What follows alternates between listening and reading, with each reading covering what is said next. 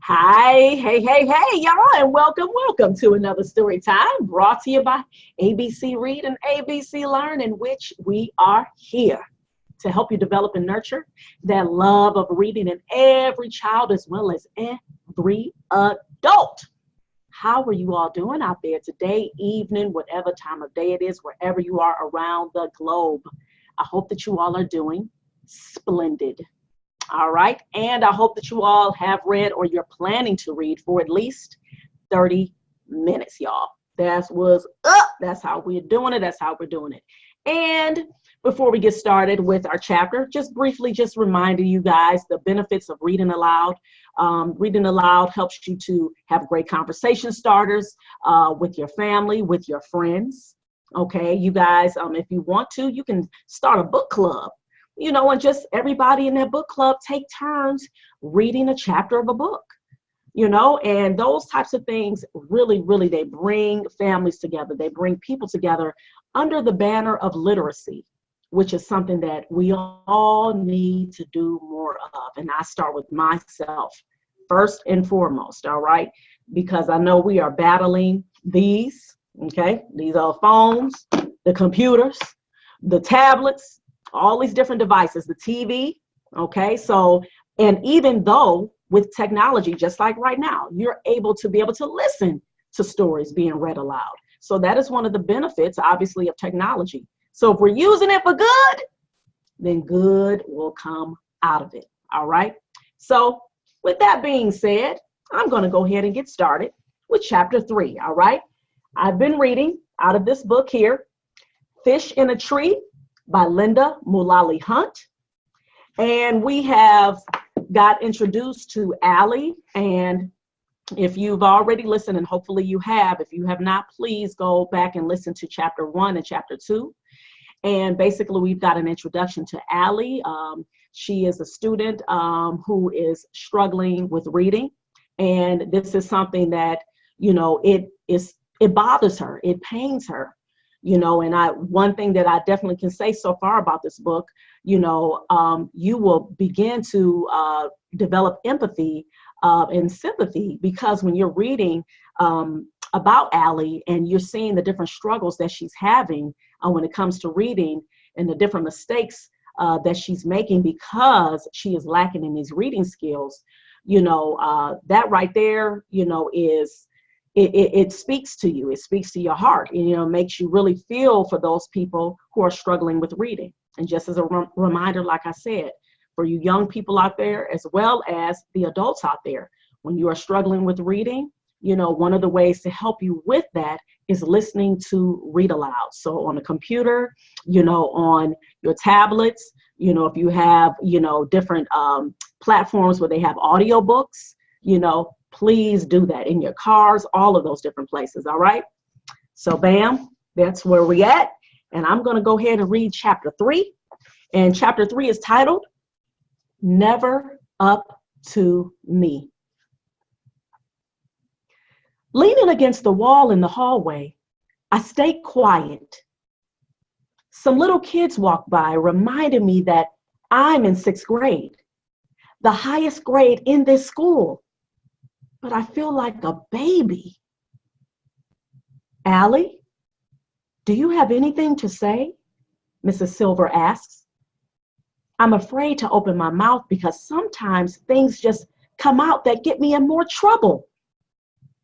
Finally, she suggests we go to her office. I sit in the principal's office, staring out the window, silent. I wonder what it would be like to be able to relax at school and not have to worry every second of every minute. I wish I had my sketchbook of impossible things. It's the only thing that makes me feel like I'm not a waste of space. I like to watch the pictures in my head become real in my book. My recent favorite is a snowman that works in a furnace factory.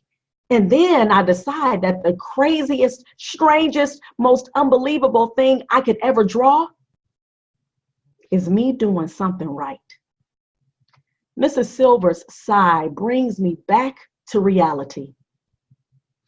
Between last year and this year, You've been here for less than 5 months, Allie, and you've been to visit me far too much. You need to make some changes, she says. I sit silent. It's up to you. It's not up to me. It's never been up to me. Mrs. Silver's talking is like background noise, like the radio in the car. I don't have any words to explain. It was a mistake, and I'm ashamed, and I don't feel like sharing that with her. She takes a breath. Did you think it would be funny? I shake my head. Did you want to hurt her? I look up quick. No, I wouldn't hurt her. And I wonder what I've wondered before. Should I just tell her?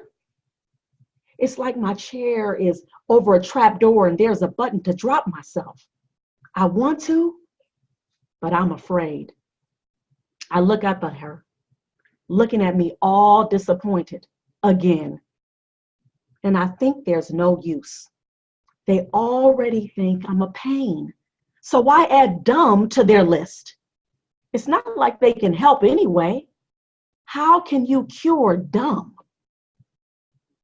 And so I look out the window again. Remind my mouth to keep shut. I've learned from the 7 different schools I've been to that it's better to stay quiet. Never argue unless I really have to. I realize that both of my hands have curled into tight fists, and Mrs. Silver is looking at them. She sits down in the chair next to me. Allie, sometimes it seems that you just want to get into trouble. She leans forward a bit. Do you? I shake my head. Come on, Allie. Tell me what's going on. Let me help you. I look at her quick and then away. I mumble. No one can help me. That's not true. Will you let me try? She points at a poster on the wall. Can you read that for me, please? She says. Out loud. The poster shows 2 hands reaching for each other. Great. Probably some sappy saying about friends or sticking together or whatever. I don't even have any friends. Come on, Allie. Read it for me, please.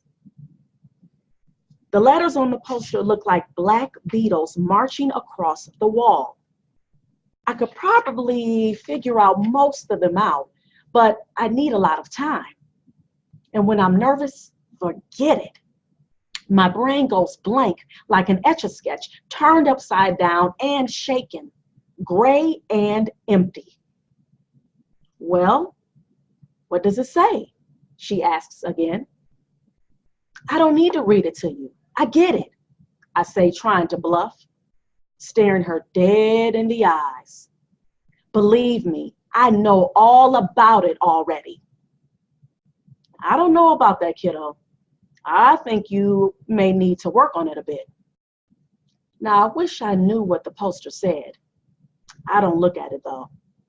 Then she'll want me to talk about it more. The bell rings. Mrs. Silver rakes her hair with her fingers. Allie, I don't know if you thought the card would be funny, or you were upset that Mrs. Hall's leaving, or what. But it feels like you've crossed a line this time. I imagine myself crossing the finish line, my body breaking the bright red ribbon, the crowd cheering as confetti spins through the air. But I know this is not what she means.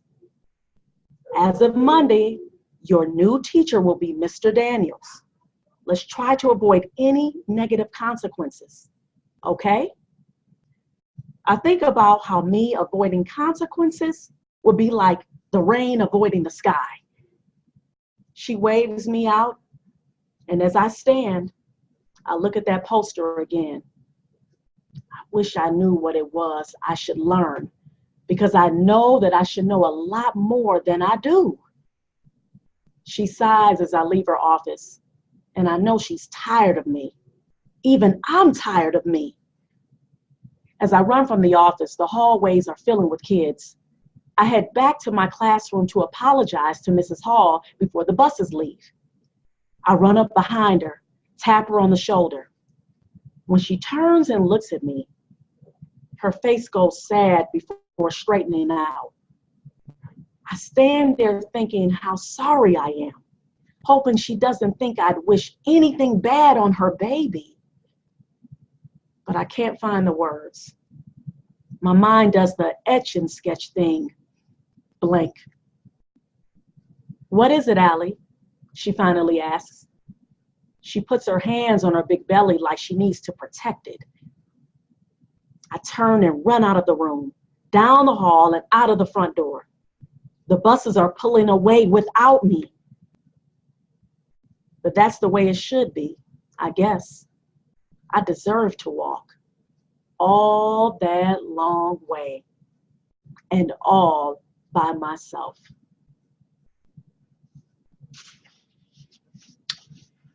The end of chapter 3, and that was titled Never Up to Me. All right, out of this book, again, Fish in a Tree. And so there you have it again. We have Allie still dealing with that issue. Obviously, as we can tell, her confidence level is very low.